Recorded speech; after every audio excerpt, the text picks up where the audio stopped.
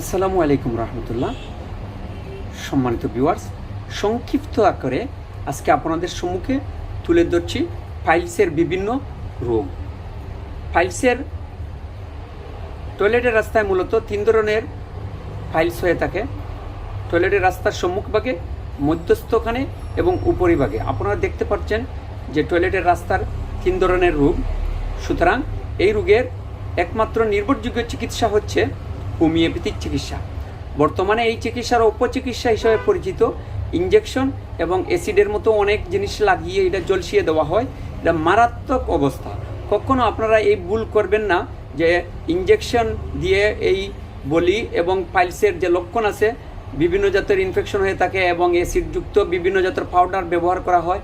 যে পাউডার ব্যবহার করার পরে রোগী অনেক সময় ইনফেকশন হয়ে আলসার থেকে ক্যান্সার হয়ে যায়। আমরা অনেক সময় এইরকম রোগী পেয়ে থাকি।